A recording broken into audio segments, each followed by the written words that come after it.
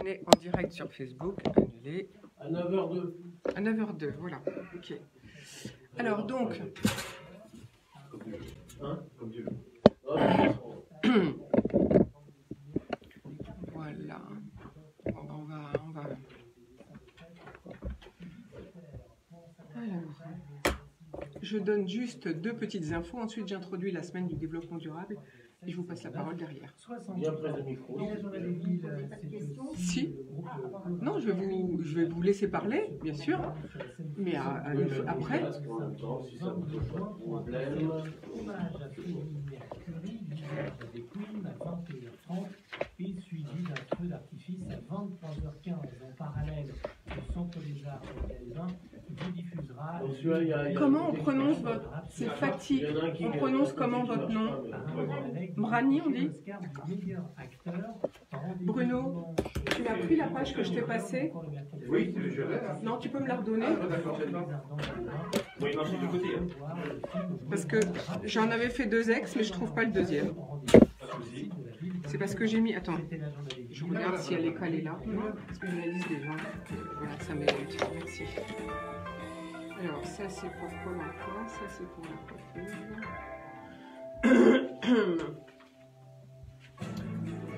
Voilà, bah merci. Bruno, là. Bruno, pourquoi tu viens pas là? L'invité d'honneur, compositeur, Bah oui. nouvelle musique de film. Au programme rencontres, ciné-concerts. Si on vient tout est loin, Ah bah alors faut savoir. Voilà, bah, c'est très bien, à côté de... Voilà, c'est ça. Potion magique. Où vous voulez. Green Book. France. Entrée gratuite. Inscription 01 34 05 20 45. 01 34 05 20 45. Ou sur soisy-sous-montmorency.fr. Vous aimez la chanson française? Retrouvez-nous du lundi au jeudi. Non, c'est bon, je l'ai retrouvé. 14h-15h sur IDFM Radio Anguin. C'est moi qui yoyote. Voilà, faut que j'arrive à retrouver mes petits, parce qu'on est nombreux aujourd'hui. Et découverte musicale. Vos plus belles chansons françaises, du lundi au jeudi. Bruno D'Artagnan, entre 14h et on comprend pas, il a son 15h sur IDFM Radio Anguin. L'accordéon très présent sur IDFM Radio Anguin. Retrouvez du lundi au vendredi entre 11h et 12h. IDFM, accordéon, magazine, danse, convivialité, jeunesse, reportage. Toutes les facettes de l'accordéon présentes sur IDFM. Petit à petit, c'est bon, C'est bon. Ouais. Et ben voilà. C'est parti.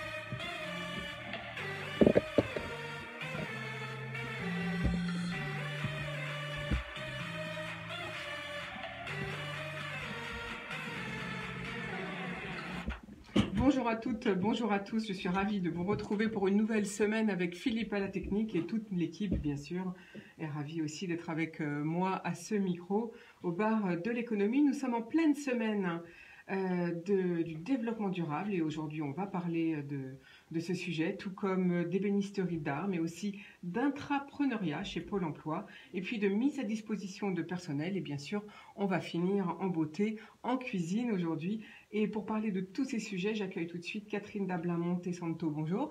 Bonjour. Vous êtes la responsable du salon de coiffure qui porte votre nom, car nos coiffeurs s'engagent pour sensibiliser les nouvelles générations afin d'agir sur la santé, l'environnement, l'économie et le social. Et à ce jour d'ailleurs, plus de 200 salons sont labellisés EcoCert. On en parlera avec vous dans quelques minutes. À vos côtés, Bruno D'Artagnan, bonjour. Bonjour. Vous êtes le président de Fit-In Group et de Fit-In Network. Vous mettez des compétences à disposition en France, dans les pays européens et aussi en Afrique. Vous nous expliquerez justement dans quel domaine, pourquoi, et puis quelles sont surtout les demandes des employeurs. C'est ça qu'on veut savoir aujourd'hui pour tous ceux qui cherchent un emploi. Ça sera très intéressant. À vos côtés, Éric Barthélémy, bonjour. Bonjour. Alors, vous êtes un intra-entrepreneur, hein, vous travaillez à Pôle emploi depuis 1997 et en 2015, vous avez eu l'idée de créer un start-up interne à Pôle emploi, si je puis dire. C'est la bonne alternance et la bonne boîte. Donc, vous allez nous expliquer toute cette démarche et ce qu'on peut faire avec ces deux sites, si je puis appeler ça comme ça, la bonne alternance et la bonne boîte. Et puis, à nos côtés, Luc Tricard, bonjour. Bonjour. Vous êtes le patron de l'entreprise Tricard, vous êtes ébéniste d'art et puis aussi un créateur d'espaces installés, comme vous dites. Alors, on va voir ce que ça veut dire, tout ça, avec vous. Et puis enfin, à nos côtés, Fatim Rani, bonjour. Vous avez fondé avec Appétit la première cantine collaborative en 2016 pour les PME et on va tout savoir avec vous dans quelques minutes. Mais tout d'abord, quelques infos du jour. Alors, la première, c'est Laurent Wauquiez, bien sûr, vous êtes peut-être déjà au courant, qui démissionne de la présidence des Républicains, une semaine après l'échec historique de la droite aux européennes. La liste de la droite menée par François-Xavier Bellamy avait recueilli 8,48% des voix dimanche dernier, ouvrant bien sûr une crise inédite au parti des Républicains. Les victoires sont collectives, les défaites sont solitaires, a déclaré Laurent Wauquiez hier soir en annonçant sa démission sur TF1. Je ne veux pas être un obstacle à aucun prix à la reconstruction de la droite. Alors donc, il a décidé de démissionner. Ancien ministre lors du quinquennat de Nicolas Sarkozy, ex-député de Haute-Loire et ex-maire du Puy-en-Velay, Laurent Wauquiez a 44 ans et il avait été confortablement élu à la tête du parti en décembre 2017 avec environ 75% des voix, quelques mois après la défaite de François Fillon à la présidentielle. Depuis son élection, il faisait l'objet de nombreuses critiques sur sa ligne droitière et sur une gouvernance jugée solitaire à la tête du parti. Il faut savoir que la semaine dernière, après le résultat des européennes, plusieurs figures des Républicains avaient demandé plus ou moins ouvertement la tête de Laurent Wauquiez, jugé responsable de cet échec. Si j'étais à sa place et vu la situation, sans doute que je démissionnerais, a assuré Valérie Pécresse sur RTL, souvent présentée d'ailleurs comme une possible alternative à la tête du parti de droite.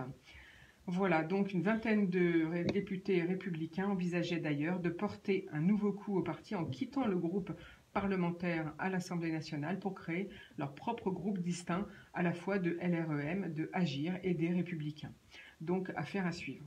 Deuxième info du jour, c'est un petit rendez-vous pour ce jeudi, le 6 juin. Il y a une conférence organisée à Enghien-les-Bains. Ce sont les entretiens médicaux d'Enghien.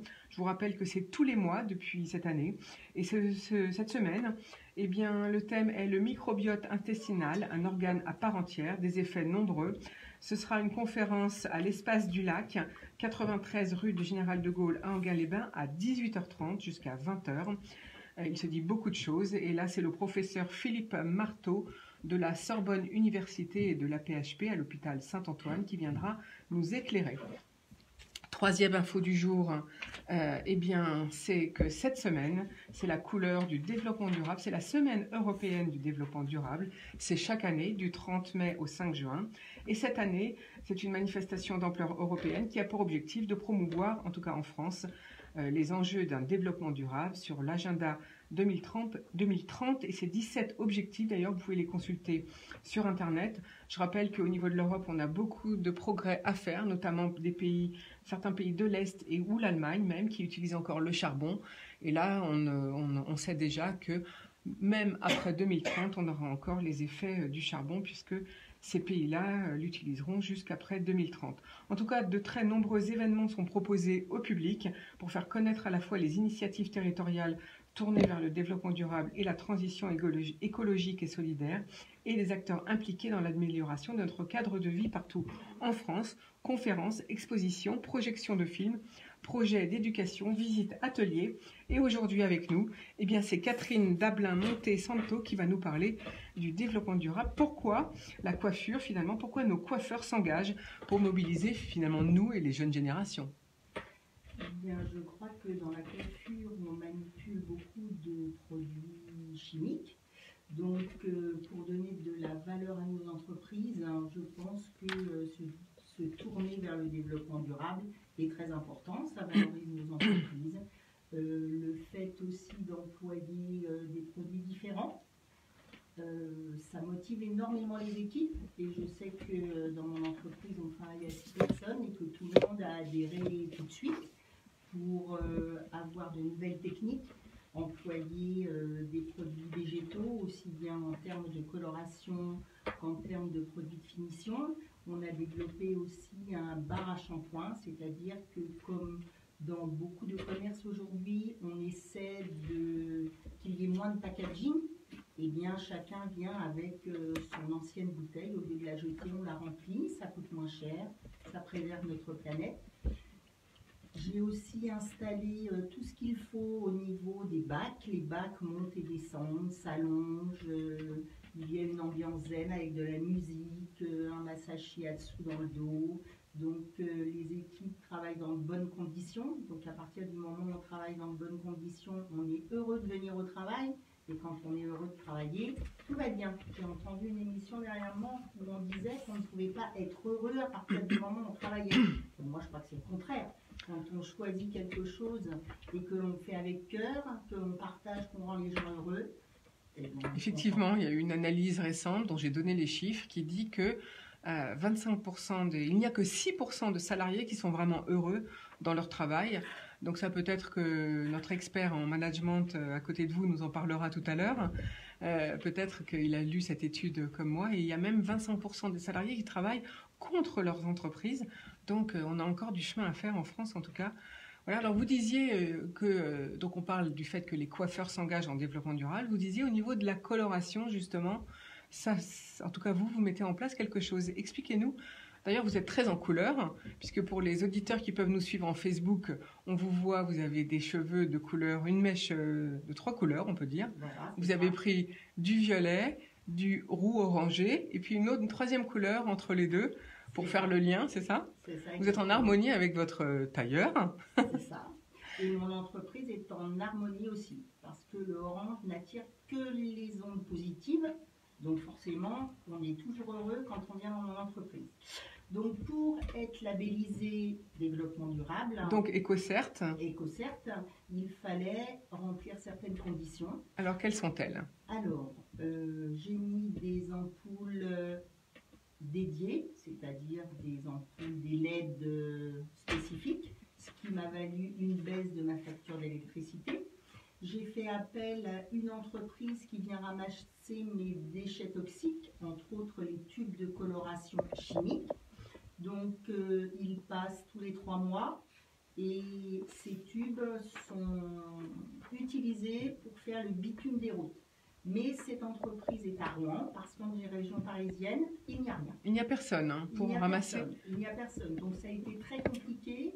Heureusement qu'AG2R, la mondiale, qui est à l'origine du développement durable et de la mise en place avec EcoCert, a contacté des entreprises et mon coiffeur nous a mis en lien. Alors attendez, vous voulez dire que votre propre assurance, vous êtes assuré j'imagine chez AG2R la mondiale, Oui. Votre propre compagnie d'assurance vous a aidé à mettre cette démarche en place? Tout à fait. Il faut savoir que à partir du moment où on fait partie de l'UNEC, c'est-à-dire notre syndicat de coiffeurs, AG2R nous accompagne dans cette labellisation. Il y a même des aides, des dossiers à remplir.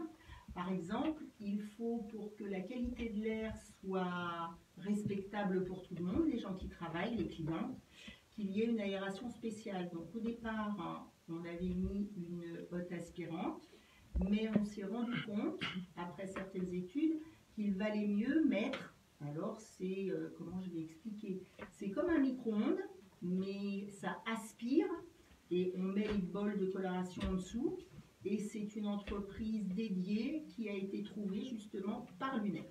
Par l'UNEC, donc grâce donc à la compagnie d'assurance AG2R la mondiale et votre syndicat, vous avez réussi à mettre cette démarche en place. Voilà, donc on peut remplir des dossiers et on est aidé et il y a des enveloppes assez importantes. Donc il suffit d'adhérer au syndicat et voilà, tout se met en place. Alors donc vous avez dit, donc consommer moins d'énergie au niveau de l'électricité, déjà les LED, ne pas gaspiller l'eau, vous nous avez dit que vous avez... Alors j'ai mis des mousseurs pour justement éviter.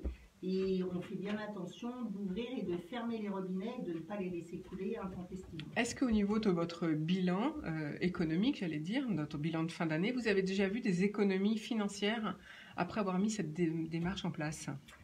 Alors, des économies financières au niveau de l'électricité, oui, mais il faut savoir que, par exemple, pour ramasser mes déchets, ça a été supplémentaire. D'accord, vous avez eu des coûts en même temps supplémentaires. Mais le fait que je sois répertoriée développement durable, que je fasse de la coloration naturelle, qu'on fasse le bar à shampoing, j'ai mis aussi des jardinières devant mon entreprise, les incroyables comestibles, où je mets à disposition tout un tas de persil, le thym, le laurier. Et comme je suis à côté de l'école et à côté d'un kiné, c'est un lien social parce que les gens s'arrêtent, donc on a des ciseaux, on coupe, on donne. C'est un partage, c'est un lien social. Alors justement, d'ailleurs, si on veut vous trouver, si on veut profiter de ce que vous mettez devant votre boutique, vous êtes installé à Aubonne, en Val d'Oise. Boulevard de la République. Voilà. Alors, je voudrais revenir sur ce que vous avez dit là, vous choisir des produits plus naturels et plus écologiques, notamment au niveau de la coloration. Nous, on pense aux grands labos qui existent chez presque tous les coiffeurs. Est-ce que vous avez trouvé des solutions indépendamment de tous ces produits quand même très chimiques? Alors, les grands labos que je ne citerai pas, que tout le monde connaît, font des recherches, ont créé des produits. Mais moi, je travaille avec une entreprise 100% française qui est installée à Lyon. Je ne sais pas si j'ai le droit de la citer. Elle s'appelle Marque à part. Et elle ne fait que des colorations végétales. Que des produits végétales. Et là, ils viennent de sortir un shampoing à base de poudre de plantes. Quand la cliente vient nous voir, alors nous ne les avons pas encore reçus, on devrait les avoir d'ici fin juin. Quand la cliente vient nous voir, on étudie son cheveu, son cuir chevelu et on lui adapte un shampoing spécifique à elle. Ah, c'est fantastique ça. C'est dans une boîte recyclable et quand elle revient la fois d'après, on revérifie avec elle l'état de son cuir chevelu, de ses shampoings et on peut réadapter le shampoing à sa personnalité, à ses besoins, car chaque femme ou homme est unique, donc à nous de faire ce qu'on veut. Donc déjà, au niveau shampoing, on peut aussi avoir un shampoing par les plantes, c'est ce que vous nous apprenez ce matin. Voilà. Et en plus, ça doit sentir super bon non, quand on fait ces shampoings-là. Alors, nous en avons déjà, qui sont bien sûr 100% végétales. L'odeur est neutre. Alors, les produits que l'on va recevoir avec les plantes, je ne sais pas, je n'ai pas encore eu le temps de les manier. Et en plus, cette entreprise Marque à part à Lyon fait des stages, des formations et est tournée énormément vers l'apprentissage. C'est-à-dire que les jeunes en apprentissage, nous, maîtres d'apprentissage, nous pouvons les envoyer là-bas. Et ils sont dès le départ sensibilisés à l'environnement et voilà, faire attention. C'est très important. Alors ça, c'est pour les shampoings. Maintenant, reparlons coloration. Je suis désolée, j'insiste. Alors, quand vous faites où en est-on? Une coloration chimique, il y a une application. Quand vous faites une coloration végétale, selon ce que vous voulez, par exemple, vous qui êtes très brune, si jamais vous voulez redevenir brune, eh bien, il faut 3 applications. Donc, on garde nos clientes un certain temps chez nous. Voilà. Et ça dure combien de temps quand vous dites un certain temps? Alors, par exemple, si vous, avec votre longueur de cheveux et votre épaisseur, vous venez nous voir, on va vous garder entre 3 et 4 heures. Ah oui, ça dure très longtemps, mais on est sûr d'avoir une coloration 100% végétale. 100% végétale. Et actuellement, on peut retrouver un brun, parce que jusqu'à présent, on n'arrivait pas vraiment. Il y avait beaucoup de roux, des blonds, effectivement. Voilà, c'était très courant. Alors, il faut savoir que la coloration végétale, on obtient la couleur la plus foncée par superposition de couleurs. C'est vraiment de la chimie avec des produits naturels. Pour pouvoir avoir un brun, il faut déjà être rousse, après encore plus rousse et après châtain. D'accord, on passe donc par 3 phases successives de couleurs pour arriver au brun, mais on y arrive, chose qu'on n'arrivait pas, donc ça c'est une grande nouveauté. Et en plus, cette coloration végétale n'ouvre pas les écailles du cheveu, là je vais rentrer dans des termes un peu techniques, n'ouvre pas les écailles du cheveu, donc ne sensibilise pas le cheveu, mais elle s'aimante autour du cheveu. Donc en plus, ça améliore le cheveu finalement, c'est ça que vous dites? Tout à fait. Ça gaine le cheveu. Ça gaine le cheveu, ça le rend plus fort, plus brillant, et on peut aller à la mer ou au soleil par rapport aux colorations chimiques. ça ne vire pas et ça ne s'en va pas. Donc toute cette semaine qui est la semaine du développement durable et aussi la semaine de l'artisanat, toute cliente qui se présentera pour un diagnostic ou pour échanger avec nous, nous la recevrons gratuitement avec plaisir. Ah, c'est très gentil. Donc, à tous les auditeurs d'IDFM aujourd'hui, si vous entendez, il faut aller voir donc le salon de coiffure Catherine Dablin Montesanto à Aubonne et vous aurez un bilan gratuit et puis en plus après vous pouvez vous faire un shampoing naturel et je pense que ça c'est formidable. Et on dit même que les colorations naturelles pour soigner le cheveu, même si on n'en a pas besoin, ça peut être très bien. Ça veut dire qu'il y a des colorations neutres. Comment ça se passe dans ces cas-là? Tout à fait. Mais si on remonte un petit peu. Alors ce que l'on faisait avant, c'est pas pareil, mais c'est dans la même lignée que le henné. Le henné, on l'appliquait pour donner de la brillance et de la vigueur aux cheveux. Ça peut être exactement la même façon. Il y a des soins, il y a des massages, il y a des huiles, enfin il y a tout un protocole à respecter. Et nos clientes qui le font, alors on a une clientèle de végétale et une clientèle chimique, mais les clientes en végétal restent facilement 3 heures. Elles le savent, elles prennent même une journée parce qu'il y a toute une ambiance zen avec la musique, avec tout un tas de choses et on s'occupe vraiment de l'être humain. L'être humain n'est pas un numéro. Est-ce que lorsque les clientes qui sont habituées à des produits chimiques viennent vous voir, vous leur proposez vous essayez de les convaincre d'utiliser des colorations naturelles? Est-ce que ça marche? Est-ce qu'elles acceptent ou bien est-ce qu'elles ont peur? Alors, il y a des clientes, par exemple des clientes aux cheveux longs, qui font des couleurs chimiques, qui font une fois de temps en temps une application de coloration végétale pour apporter de la brillance et du soin aux cheveux. Et le fait d'avoir de la coloration végétale, alors que les entreprises aujourd'hui vont moyennement bien, ça nous a permis d'avoir une nouvelle clientèle et de rester stable et de maintenir nos chiffres. Donc en Val d'Oise, finalement, les clients sont sensibles à ces nouvelles colorations naturelles, à base de plantes, il faut le dire. Et on a la chance d'avoir une entreprise à Lyon, vous avez dit, qui fabrique ces produits de base. Tout à fait. Merci beaucoup Catherine Dablin Montesanto. Alors, vous avez dit que, je rappelle que nous sommes dans la semaine du développement durable et de l'artisanat jusqu'au 5 juin. Vous avez dit que vous avez vu concrètement une économie donc, sur vos factures d'énergie. Tout à fait. En eau aussi, vous avez pu voir une économie ou pas tout à fait? Alors, j'ai la chance d'avoir une entreprise où l'eau est compris dans mes charges, donc je ne peux pas répondre à cette question. D'accord. Et pour l'achat de matériel, est-ce que les nouveaux fauteuils ou bacs à shampoing procurent aussi des gains? Alors, les nouveaux bacs à shampoing, c'est plutôt pour l'ergonomie du personnel et de la cliente, parce qu'on peut les adapter à sa stature. En plus, ces bacs sont électriques, donc ça vous allonge, ça vous masse, vous avez de la musique avec des cascades et des petits oiseaux, de la luminothérapie. Donc vraiment, quand les clients viennent chez nous, donc on a une séance de bien-être quand on vient chez vous. Complet, avec des massages du cuir chevelu, thé, café, voilà. D'ailleurs, j'ai un site que les gens sur lequel ils peuvent aller. Alors, comment s'appelle-t-il? Catherine Dablin Montesanto. Comme ça, il n'y a pas d'ambiguïté, c'est tout au même nom. Et elles peuvent visiter le salon. Et le salon, je ne sais plus si je l'ai dit, et orange aussi, parce que le orange n'attire que les ondes positives. Donc tout le monde est de bonne humeur. Merci beaucoup Catherine Dablin Montesanto. Je rappelle que les Français sont de plus en plus investis dans le développement durable et ça fait plaisir.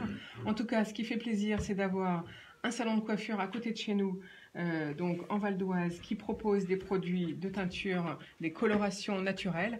On va passer la parole à Eric Barthélémy, qui souhaite poser une question. Oui, je voulais savoir si techniquement il y avait une différence à poser, une coloration chimique ou une coloration naturelle. Est-ce que c'est la même chose?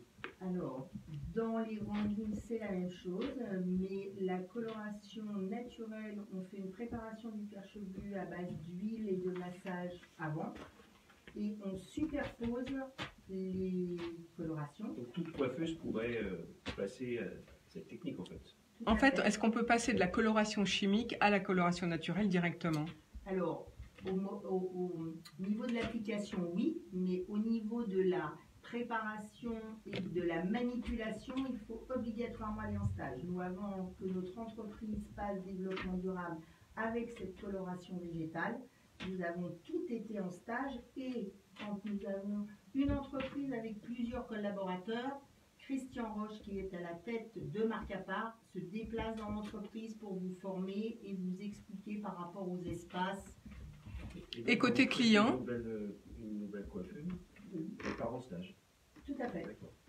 et alors côté client, est-ce qu'une cliente qui avait une coloration chimique peut passer directement à la coloration naturelle? Bien sûr. Alors, quand il y a des clientes qui portent des couleurs comme moi, et j'en ai beaucoup, ce n'est pas possible. Mais quand, par exemple, des clientes veulent atténuer quelques cheveux blancs, on leur conseille de passer directement à la coloration végétale parce que pour l'entretien, c'est beaucoup plus confortable. Ça ne fait pas de racines, ça laisse de la brillance aux cheveux. Donc vraiment, c'est quelque chose qui, dans l'avenir, va devenir très, très, très important. Et ça dure combien de temps une coloration naturelle? Autant de temps qu'une coloration chimique? Plus. Parce qu'une coloration chimique se dénature avec le soleil, la mer, la piscine, qu'une coloration végétale ne bouge pas. Elle ne s'en va pas après chaque shampoing? C'est formidable, donc on a l'impression que voilà les nouveautés. Merci beaucoup Catherine Dablin-Monsanto. Je rappelle que toute cette démarche des coiffeurs qui agissent sur la santé, sur l'environnement, sur donc cette démarche de développement durable est en fait financée par le syndicat, donc votre syndicat, et par la compagnie d'assurance AG2R, puisqu'ils veulent agir sur notre santé. Voilà, donc AG2R, la mondiale, nous accompagne pour remplir le dossier et il y a des enveloppes de financement si on rentre. Je pense que les femmes enceintes vont aussi être très intéressées par ces colorations naturelles. Merci beaucoup pour cette présentation. On va finir nos infos du jour avec Bruno Vigoureux pour le débrief sportif du week-end. Bonjour Bruno. Bonjour Florence, bonjour à toutes et à tous. Mais qu'est-ce qui s'est passé hier sur la planète sport? Un énorme coup de chaleur avec des événements superbes en pagaille, des émotions en cascade sur plein de terrains de sport. Un week-end de dingue, oui, un week-end comme on les aime. Quelle journée hier à Roland-Garros et surtout sur le cours Suzanne Lenglen. C'est là qu'a peut-être eu lieu le match du tournoi. La rencontre entre le Suisse Stanislas Wawrinka et le Grec Stefanos Tsitsipas aurait été somptueuse de bout en bout, c'est-à-dire pendant 5 heures et 9 minutes. Un combat énorme avec à la fin une victoire de Wawrinka en 5-7 d'une incroyable intensité avec un niveau de jeu impressionnant. Pendant que ces deux-là s'étripaient joyeusement sur le court et sous un soleil écrasant, Roger Federer, tranquillement, regardait ce match de sa chambre d'hôtel. Car, soyez rassurés, Florence, il est toujours là, magnifique. Et hier, votre chouchou Roger Federer s'est qualifié pour son 12e quart de finale à Roland-Garros en éliminant l'Argentin Mayer en 3-7. Le Suisse s'est promené lors de cette première semaine, mais les étapes de montagne arrivent et son prochain adversaire sera justement son compatriote Stan Wawrinka. Je vous disais la semaine dernière à ce micro que si on voulait voir des joueurs français, il fallait en profiter lors de la première semaine. Eh bien, naturellement, je me suis trompé. Il en reste 2, enfin 1,5. Gaël Monfils, aujourd'hui, va tenter de se hisser en quart de finale, mais c'est l'Autrichien Dominic Thiem, 4e joueur mondial et finaliste l'an dernier à Roland-Garros, qui s'avance vers lui. Vous voyez ce que je veux dire. C'est un énorme défi qui attend donc le Français. Quant à Benoît Paire, il est mené 2-7-1 contre Kei Nishikori. La rencontre interrompue hier soir à 21h38 en raison de l'obscurité doit reprendre aujourd'hui. Le football aussi a été de la fête avec ce merveilleux moment. Je ne parle pas de la victoire de la France contre la Bolivie hier soir à Nantes 2-0, ni du maintien de Dijon en Ligue 1 après avoir battu Lens 3-1. Non, je veux parler des supporters. On a souvent tendance à dire qu'ils peuvent être, à juste titre parfois, une plaie pour le football. Mais ceux de Liverpool sont exceptionnels. Ils savent se mettre au niveau de leur équipe, qui a remporté samedi à Madrid la finale de la Ligue des Champions en battant Tottenham 2-0. C'est le 6e titre des Reds et depuis samedi soir, la bière n'en finit pas de couler à flot dans tous les pubs de la ville des Beatles pour fêter cette victoire. Le fameux chant You Will Never Walk Alone, tu ne marcheras jamais seul, n'en finissait pas de retentir jusqu'au bout de la nuit. Que le football est beau quand il atteint de telles altitudes. Toujours en football, mais alors dans un tout autre domaine, Neymar, la star brésilienne du Paris Saint-Germain, s'est retrouvée accusée de viol par une jeune femme. Actuellement dans son pays pour préparer la Copa América, l'équivalent du championnat d'Europe, Neymar a aussitôt contre-attaqué, comme il sait le faire ballon au pied, n'hésitant pas à dévoiler une partie de sa vie intime et reconnaissant texto à l'appui sa relation avec la jeune femme, mais en affirmant qu'il ne s'agissait que d'une relation consentie. Alors, qui dit vrai? Toujours est-il qu'une plainte a été déposée, affaire à suivre. Allez, on revient au sport, au vrai, le beau, celui qui nous fait traverser des émotions de dingue. En rugby, il y a eu des émotions avec les matchs de barrage du top 14. Le Racing, qui recevait La Rochelle, a bouclé une saison en tout point décevant. Éliminé en quart de finale de la Coupe d'Europe par le Stade Toulousain, vendredi, les hommes du président Jackie Lorenzetti ont été piégés chez eux et se sont inclinés 13-9. C'est un terrible constat d'échec pour cette équipe qui se retrouve devant un énorme chantier. Et La Rochelle défiera donc le grand Stade Toulousain. Dans l'autre match de barrage, c'est Lyon qui a réussi à stopper la puissante machine montpelliéraine pour se laisser en demi-finale du top 14 et avoir le droit d'y affronter la redoutable équipe de Clermont à la fin de la semaine. Encore un petit mot de rugby pour souligner que Brive, qui s'est imposé devant Grenoble en match de barrage, va remonter en top 14 la saison prochaine. Voilà, de Liverpool à Paris, de Lyon à Brive, un peu partout, ce week-end de sport a été magnifique. C'était du lourd, du très lourd. Et à propos de lourd, comment ne pas saluer l'incroyable performance de l'Américain Andy Ruiz, qui est devenu champion du monde des poids lourds, en battant par arrêt d'arbitre à la 7e reprise le grand favori, l'anglais Anthony Joshua. Une énorme surprise, oui, je vous l'ai dit, c'était un week-end complètement dingue, un week-end comme on aime. Au revoir et à très vite. Alors, Catherine, est-ce que vous pouvez changer de place toutes les deux? Parce qu'elle a une toute petite voix et on l'entendra pas sur Facebook. Aucun souci. Non, par contre, vous allez vous rapprocher. On va la décaler un petit peu. Vous allez vous rapprocher. Putain, c'est pas vrai. Je reviens à 10h30. Oui, si tu veux bien. Hein, d'accord. Je suis là à 10h30. D'accord. À tout à l'heure, messieurs. Tout à l'heure, Bruno, merci. Si tu veux rester avec nous, tu peux. Non, parce que j'ai déjà appelé mon téléphone. Ah bon? Je croyais que tu avais des courses. Oui, oui, aussi. Alors, on fait des pauses très courtes musicales. C'est juste un petit intermède. Là, il ne m'entend pas du tout.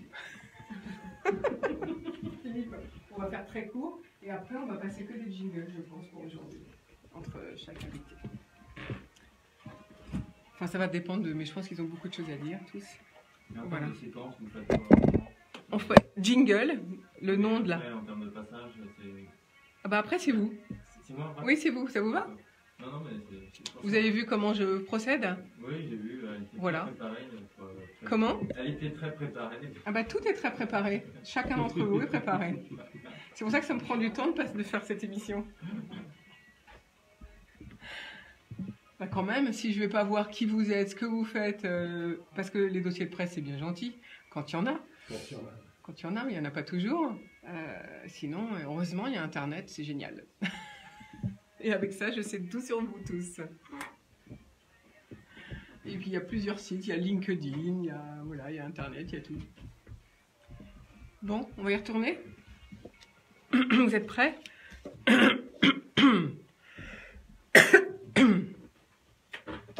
Nous voici de retour au bar de l'économie. Aujourd'hui, je suis en compagnie de Catherine Dablin-Montesanto, coiffeur qui tient un salon de coiffure, notamment des coiffures naturelles, végétales à Aubonne. Bruno D'Artagnan nous accompagne, il est président de Fitting Group. Eric Barthélémy, intrapreneur pour la bonne alternance et la bonne boîte de Pôle emploi, vous allez voir. Luc Tricard, patron de l'entreprise Tricard, un ébéniste d'art, un créateur d'espace. Et de Fatih Imrani, fondatrice d'Avec Appétit, vous allez voir, c'est assez original également. Alors tout de suite, on va passer la parole à Bruno D'Artagnan. Bruno D'Artagnan, vous êtes président de Fitting Group, je disais. Alors vous proposez, vous mettez des compétences à disposition d'entreprises. Dites-nous un petit peu, avant de parler de vos spécificités, quelles sont les demandes à la fois de gens qui recherchent des missions et puis aussi des employeurs actuellement? Très bien, bonjour, merci de me passer la parole sur le sujet. Donc Fitting Group, c'est effectivement c'est un réseau en fait. C'est un réseau national et international de compétences qui propose à la fois des solutions aux entreprises et aux experts. Nous ne proposons pas d'emploi, donc notre particularité c'est que nous proposons une mise en relation entre un besoin d'une entreprise et des experts qui sont disponibles sur le marché. C'est-à-dire que si par exemple moi je suis experte, je m'estime experte dans un domaine, je vous envoie mon CV. Alors, si vous êtes experte dans votre domaine, nous sommes concentrés sur 3 métiers particuliers. Les métiers du management, les métiers de la finance et les métiers des ressources humaines. Donc, si vous rentrez dans une de ces 3 catégories, que vous avez au minimum 15 années d'expérience et que vous souhaitez mettre à disposition vos compétences auprès des entreprises, vous êtes la bienvenue au sein du réseau Fitting Group. Alors après, comment ça se passe? Donc on reviendra à ma question précédente après, du coup, parce que là on a un petit peu changé de question. Comment ça se passe? Vous recevez les CV, vous les lisez tous, vous recevez le candidat éventuel? Alors, vous le testez? Oui, nous avons été, on va dire, submergés par les sollicitations et par les demandes, principalement des experts qui veulent réaliser des missions au sein des entreprises. Donc, dans un premier temps, lors du lancement de nos activités, nous avions une relation directe, personnelle, avec des entretiens, avec des sélections extrêmement méthodiques. Face à l'afflux, si vous voulez, des demandes, nous avons lancé une autre solution, une solution digitale qui passe par une plateforme. Cette plateforme s'appelle Fitting Network. Nous l'avons lancée il y a 1 an, dorénavant. Et pour pouvoir mettre à disposition vos compétences, vous vous inscrivez sur notre plateforme, vous remplissez un certain nombre d'informations par rapport à votre profil, vos compétences, vos disponibilités et puis les tarifs que vous souhaitez pratiquer. Votre profil est ensuite revu par nos DRH. Il y a une phase de validation, une phase d'acceptation. Et à partir du moment où vous êtes accepté dans notre réseau, vous êtes visible à l'échelle nationale pour l'ensemble des entreprises qui peuvent faire appel directement à vous ou passer par notre intermédiaire pour qu'on propose votre compétence à une solution qui nous est demandée par une entreprise. Voilà, ça c'est pour les candidats qui souhaitent mettre leurs compétences à disposition. Et là, les missions vont de quelle durée à peu près? On peut proposer, les clients demandent quel type de missions sont demandées? Alors, quel type de mission? Donc, nous, on répond à deux types de besoins, du temps partagé et du temps plein. En matière de temps partagé, les entreprises peuvent nous solliciter pour une durée minimum de 1 journée par semaine sur 3 mois, 6 mois, 9 mois, 12 mois. Donc généralement, lorsqu'on fait du temps partagé, ça va de 1 à 4 journées par semaine sur une durée qui généralement est de 6 à 9 mois. Voilà. Donc ça, c'est le premier type de solution. Deuxième type de solution, c'est du temps plein. Et lorsqu'on s'adresse à du temps plein, donc vous êtes 5 journées par semaine, et donc les entreprises nous sollicitent pour des durées qui vont de 6 à 18 mois. Alors justement, continuons c'était ma première question. Quelles sont les demandes des entreprises en ce moment? Alors les demandes des entreprises sont extrêmement précises et de plus en plus ciblées. Donc la première demande d'une entreprise, lorsqu'elle fait appel à notre réseau Fitting Group, c'est d'avoir une disponibilité quasi immédiate.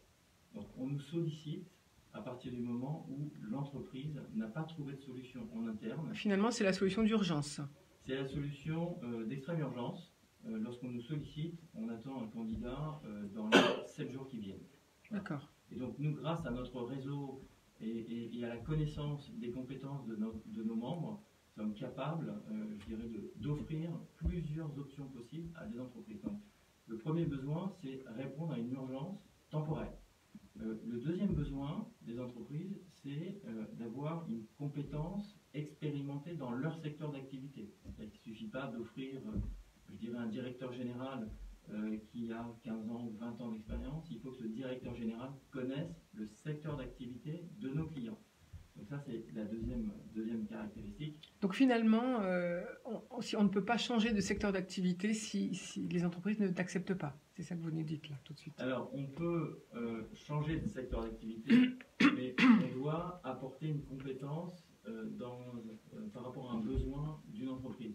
C'est-à-dire qu'on peut très bien être directeur général dans l'industrie pharmaceutique en étant passé par l'industrie de la coiffure, par exemple, pour faire le lien sur un précédent intervenant. Donc on peut mettre à disposition des compétences, c'est ce qui nous arrive souvent de faire. C'est-à-dire qu'on nous demande le spécialiste dans le secteur de l'automobile. On n'a pas le spécialiste dans l'automobile, mais nous avons le spécialiste dans la logistique. Et entre l'automobile et la logistique, il peut y avoir des liens que l'on propose aux entreprises. Est-ce que l'entreprise, quand elle vous appelle comme ça, c'est l'urgence, vous l'avez dit tout à l'heure, est-ce qu'elle recherche également le carnet d'adresse que peut avoir la personne que vous pouvez déléguer en mission? Alors c'est une bonne question. Effectivement, lorsque nos experts sont en mission au sein des entreprises, ils n'interviennent pas seuls, ils interviennent avec leur réseau. Et leur réseau, c'est à la fois leur réseau professionnel historique, qui ont développé des relations avec des cabinets d'affaires, des banques, des cabinets d'expertise, des avocats. Et ils interviennent aussi avec le réseau de partenaires du réseau Fit-in Group. C'est-à-dire que nous aussi, nous avons des partenariats avec différentes institutions, différents prestataires de services, et nous proposons notre écosystème aux entreprises qui nous font intervenir sous forme de mission. Alors les entreprises qui vous font intervenir, quelles sont leurs tailles? Est-ce qu'il y a également des TPE qui vous appellent? Parce que finalement, pourquoi pas? Absolument, absolument. Lorsque nous avons lancé nos activités il y a 5 ans dorénavant, notre principal secteur était les PME, PMI. Donc on s'adresse à des entreprises de petite taille qui peuvent aller de 2 à 50 millions d'euros de chiffre d'affaires. Donc pour ces entreprises, nous proposons des solutions à temps partagé. Donc des professionnels qui interviennent entre 1 et 4 journées par semaine sur la durée. Donc c'est notre première cible. Notre deuxième segment, c'est des grandes entreprises, des très grandes entreprises, les groupes qui, eux, peuvent réaliser plusieurs milliards d'euros de chiffre d'affaires. Donc là aussi, il y a une grosse demande. Il y a une grosse demande. Le paradoxe que l'on constate sur le marché aujourd'hui, c'est que les compétences qualifiées, ciblées, sont rares. Les professionnels sont en poste. Les entreprises, c'est le paradoxe de notre environnement, les entreprises recherchent des compétences et n'arrivent pas à les trouver sur le marché. Est-ce qu'à ce moment-là, elles acceptent, chose qu'elles ne faisaient pas jusqu'à présent, de prendre des personnes plus âgées qu'avant? C'est une tendance que l'on constate.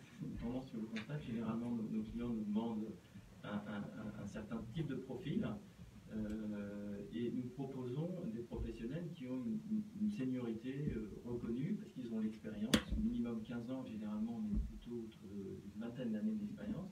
Et nous proposons des experts qui ont entre 45 et 70 ans. Est-ce qu'ils acceptent même de prendre des gens de 60 ans? Absolument. Oui. Donc là, il y a une barrière qui est en train de tomber finalement. Absolument. C'est-à-dire que nous, au-delà de 60 ans, on continue de proposer des compétences par des professionnels qui ont envie de poursuivre leur activité, mais pas sous forme salariée, sous forme de mission. Et ça correspond à une évolution de leur parcours professionnel. Si on n'a pas d'idée d'honoraire que l'on souhaite, est-ce que vous aidez les candidats à donner un chiffre? Est-ce qu'il y a un barème, j'allais dire? Alors, il y a un barème, il y a des pratiques. Effectivement, nous facturons en fait les prestations de nos experts par journée d'intervention. Donc, il y a des barèmes qui vont de quelques centaines d'euros par jour. Oui, ça dépend de la mission, bien sûr. Plus de 1000 euros par jour. Les grandes entreprises sont prêtes à payer des tarifs importants pour être capables de répondre à un besoin. Mais en fait, le prix, quelque part, n'est pas l'enjeu principal. L'enjeu principal, c'est de répondre aux besoins des clients. Et là, par exemple, nous avons fait des recherches de directeurs de projet qui ont une stature internationale. Donc, on nous a sollicité pour faire une recherche de directeur de projet au Royaume-Uni. Nous sommes en train de finaliser une recherche de projet pour les pays du Moyen-Orient. Et là, l'entreprise a un véritable besoin. Donc, avant de parler tarifs, nous parlons besoin, solutions, compétences, disponibilité, réseau. Et c'est ça qui fait le tarif, donc. Et c'est ça qui nous emmène à trouver une solution pour notre client et ensuite on discute du tarif. Voilà. Et notre particularité, nous, c'est que nous avons des tarifs extrêmement compétitifs pour les entreprises et nous faisons en sorte de rétribuer dans les meilleures conditions nos experts. Alors vous avez fondé cette entreprise il y a 5 ans, vous avez créé en premier le management puis la finance et maintenant vous avez inclus le développement en RH, en ressources humaines, parce qu'on a du mal à recruter en ressources humaines actuellement? Alors, parce que les ressources humaines sont aussi dans cette logique de développement de solutions pour les entreprises. Aujourd'hui, vous pouvez avoir des PME qui ont besoin de DRH, mais qui n'en ont pas forcément besoin à temps plein. Et donc, on leur propose des DRH à temps partagé. Là, par exemple, nous avons fait une mission dans le secteur pharmaceutique, dans le secteur médical, où des laboratoires, des cliniques privées avaient besoin de renforcer leur gestion des ressources humaines, mais à raison de 50% du temps. Voilà. Nous, on a apporté la DRH qui correspondait à nos besoins et qui a permis d'accompagner, de renforcer la structure de notre client en matière RH. Est-ce qu'on voit une évolution dans le management ou dans le domaine des RH, puisqu'on sait, vous l'avez dit d'ailleurs, vous le voyez, que les talents sont difficiles à recruter, mais surtout il faut les garder. Est-ce que c'est aussi une demande des clients de moderniser, j'allais dire, de s'adapter aux tendances actuelles de modification et de management et de gestion des ressources humaines? Est-ce que ça, vous le voyez? Alors, on voit une évolution dans la mentalité des entreprises. Vous l'avez parlé, vous l'avez évoqué sur la seniorité de certains profils. Donc aujourd'hui, la barrière des 60 ans n'en est plus vraiment une lorsque nous parlons de solutions en management de transition ou en temps partagé. Donc ça, c'est l'évolution qu'on constate. On constate une autre évolution, c'est une forme de volonté d'intégrer des compétences qui ont été acquises à l'extérieur de l'entreprise. Donc le fait d'apporter des ressources nouvelles, le fait d'apporter des compétences nouvelles, ça permet de développer la culture des entreprises, ça permet de les ouvrir sur leur environnement grâce à des compétences que l'on apporte à temps partagé. Bien sûr. Et puis ça va apporter de nouvelles méthodes qui n'étaient peut-être pas pratiquées avant et donc ça fait du frais dans l'entreprise. Ouais, c'est l'avantage des missions finalement. C'est l'avantage des missions. Ce que l'on constate aussi, c'est que comme les entreprises ont du mal à recruter certaines compétences, elles ne trouvent pas en interne, elles ne trouvent pas par des cabinets de recrutement classiques, elles ne trouvent pas forcément non plus par des cabinets de durée, sous forme de contrat de durée déterminée. Donc elles font appel à nous et quelquefois elles font appel à nous en pré-recrutement. C'est-à-dire qu'elles nous demandent de trouver des solutions et si ces solutions, au bout de 6, 9 mois, donnent satisfaction, on propose aux entreprises de garder des experts dans le cadre d'un contrat à durée indéterminée. Et c'est un service supplémentaire que l'on propose. Bien sûr. Et ça, c'est intéressant pour les candidats aussi. Alors, Bruno D'Artagnan, je rappelle que vous présidez Fitting Group et Fitting Network. Ma dernière question, ça serait plutôt quels sont les défis actuellement pour vous à remplir en 2019? Les défis à remplir, c'est d'avoir une communauté de compétences la plus large possible pour répondre le plus rapidement possible aux besoins de nos clients. Ça, c'est le premier défi. Et vis-à-vis des entreprises, notre défi est d'être capable de leur apporter encore plus rapidement un large choix de solutions par rapport à leurs besoins. Alors, si jamais on est intéressé par ce que vous proposez, comment fait-on pour vous contacter? Alors, donc nous avons une première démarche qui est une démarche digitale. Donc nous avons une plateforme qui est accessible directement sur www.fitin-network.com. On vous présente notre organisation, on vous présente notre démarche. Vous pouvez vous inscrire, créer un profil, le remplir, demander sa validation. Il sera revu par un de nos membres RH. Et si vous correspondez à nos critères, nous aurons plaisir de vous accueillir au sein de notre réseau et de mettre à disposition vos compétences sur tout le marché et de vous faire participer aussi à un certain nombre d'événements que nous organisons de manière régulière sur Paris et sur toute la France. Donc il ne faut pas avoir peur en fait de vous contacter tout simplement. Merci beaucoup Bruno D'Artagnan. On va faire...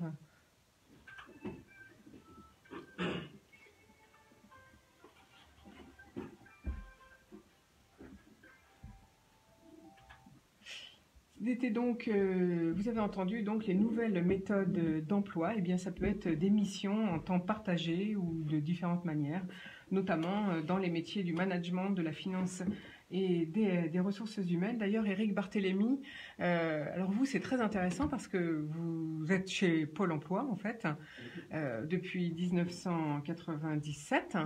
Et en 2015, vous avez eu l'idée de créer finalement une start-up. Vous êtes un intrapreneuriat, on peut dire. Une start-up, deux start-up même, à Pôle emploi. Alors expliquez-nous un peu comment Pôle emploi a financé finalement ces deux applications.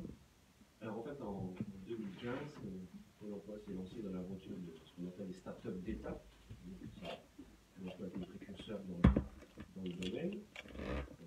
Donc ils ont décidé de faire appel à ce qu'on peut appeler l'intelligence collective, c'est-à-dire qu'ils ont sollicité l'ensemble des salariés de Pôle emploi, que vous soyez conseiller, pourquoi pas directeur même national. Peut-être que M. Bassard aurait pu postuler lui-même pour une start-up, j'exagère. Et donc, lorsqu'il y a eu cet appel à projet, eh bien, j'ai décidé effectivement de proposer l'idée de ce qui ne s'appelait pas encore la bonne boîte, hein, puisque quand on a une idée, on n'a pas forcément le bon nom, oui. Exactement. Et donc, l'histoire de la bonne boîte et de la bonne alternance, elles sont un peu similaires. Le constat que je posais en 2015, c'était que rechercher un travail, ça ne passait pas que par consulter des offres d'emploi, mais essentiellement par ce qu'on appelle le marché caché, c'est-à-dire les démarches personnelles. Je me déplace au salon de coiffure et puis je vais déposer mon CV, où je connais des personnes et puis je fais fonctionner mon réseau pour trouver un emploi. Où il y a des entreprises qui ont des offres à pourvoir, mais qui ne les publient pas parce qu'ils veulent de bouche à oreille. Exactement. Et donc, c'est pas facile lorsqu'on a perdu un travail. Il ne faut pas oublier que c'est pas inné de chercher un travail. Donc, puis on est très vite tout seul. Et puis, effectivement, c'est psychologiquement pas toujours évident. Il y a des hauts, il y a des bas. Et on avait souvent l'impression, parce que la bonne boîte résout le problème, j'espère, on avait souvent l'impression que faire des candidatures spontanées, c'est comme envoyer une bouteille à la mer. C'est-à-dire que j'en envoie beaucoup et puis j'ai pas beaucoup de... On a très peu de réponses. Et j'ai proposé l'idée d'utiliser ce qu'on appelle des données, des data, c'est-à-dire est-ce que, par exemple, parce qu'à l'époque on ne savait pas si ça fonctionnait, est-ce que, par exemple, si on analyse l'ensemble des recrutements qui sont faits sur toute la France, est-ce qu'on serait capable de dire, au vu de ce qui s'est passé ces 4 dernières années, je suis capable de prédire les entreprises qui seraient susceptibles de recruter, tout ça dans l'objectif d'accompagner le chercheur d'emploi dans sa candidature spontanée et puis d'éviter qu'il soit déçu, d'éviter effectivement le phénomène bouteille à la mer. Et donc effectivement ça fonctionne. Donc en analysant les recrutements du passé, la bonne boîte est capable de prédire dans les 6 prochains mois, par secteur géographique et par profession, quelle entreprise est susceptible de vous recruter sans nécessairement qu'elle dépose une offre d'emploi. Donc finalement, comment ça se passe alors? Nous, candidats, on met son CV sur la bonne boîte, c'est ça? Non, on est clairement dans une démarche du marché caché, c'est-à-dire des démarches spontanées. Donc je vais, pour identifier les entreprises à qui envoyer ma candidature, donc on envoie directement sa candidature d'entreprise, on ne passe pas par Pôle emploi. Là aujourd'hui je saisis un métier souhaité, je saisis une zone géographique, une commune, et puis est-ce que j'accepte une mobilité 10, 20, 50 ou pourquoi pas un peu plus. Et puis la bonne boîte vous restitue une liste d'entreprises avec un système d'étoiles, qui est un peu standard aujourd'hui sur des services du web, qui va vous dire le potentiel d'embauche de cette entreprise dans votre métier est élevé et je vous conseille d'envoyer votre candidature spontanée. Et donc c'est le candidat qui va directement démarcher l'entreprise. Donc on lui conseille, en fonction d'ailleurs des secteurs d'activité, dans certains cas, notamment dans la coiffure, de se présenter effectivement en veillant à ne pas aller au coup de bout. Par exemple, si je vais dans la restauration, si je me présente à midi et demi avec mon CV, je ne suis pas sûr que je sois reçu. Bien sûr. Ah oui, en plus, vous conseillez le candidat sur les meilleures heures, finalement, pour aller se présenter. Sur la meilleure démarche, est-ce qu'il vaut mieux se présenter ou est-ce qu'il vaut mieux envoyer son CV par mail, maintenant, aujourd'hui, ou encore quelquefois par la poste. Alors, pour être au courant des offres d'emploi à pourvoir, comment faites-vous? Est-ce que vous mettez en lien avec, je ne sais pas moi, la chambre de commerce, la chambre de métier? On utilise des données qui appartiennent à l'URSSAF. Ça s'appelle des déclarations préalables à l'embauche. Donc, chaque entreprise, lorsqu'elle décide d'embaucher une personne, il y a une démarche administrative à faire, c'est de compléter ces fameuses déclarations préalables à l'embauche. Donc, nous, on analyse ces données-là. On est bien sur des données du passé. Et on n'utilise pas les offres d'emploi et on ne récolte pas d'offres d'emploi sur la bonne boîte.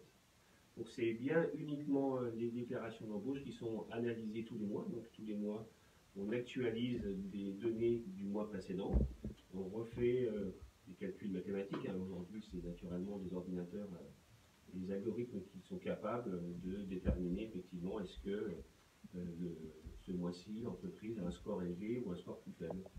Alors, vous n'êtes pas développeur de projet à la base.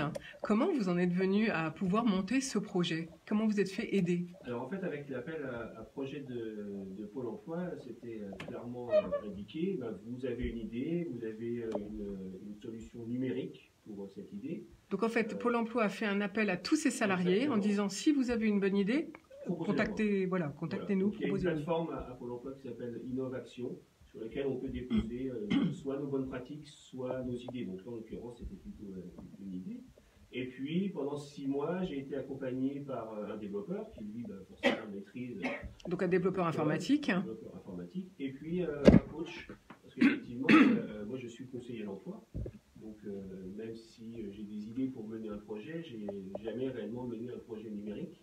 Donc, le coach est là, effectivement, pour accompagner sur la méthode, puisque la méthode se veut être à l'écoute et au plus près du demandeur d'emploi. C'est-à-dire que le projet qu'on développe, ce n'est pas mon idée, alors au départ si, mais après, il faut qu'elle soit appropriée par l'utilisateur, et donc on apprend effectivement à aller à la rencontre des utilisateurs et puis de prendre en compte leurs besoins. Peut-être que nous, j'aime bien l'orange, et puis finalement, on voit que 90% des utilisateurs préfèrent le vert, on va mettre du vert, même si on trouve que l'orange c'est nous. Bien sûr, on est obligé de s'adapter, comme vous dites. Exactement. Alors, donc cette idée, donc là, c'est donc finalement Pôle emploi qui a financé en mode start-up, on va dire, la bonne boîte. Donc là, votre idée de départ, c'était de partir avec justement les références de l'URSSAF. Alors pas du tout. Mon idée de départ, c'est aussi important dans la philosophie du projet. Mon idée de départ, effectivement, c'était bien de faciliter l'accès au marché caché.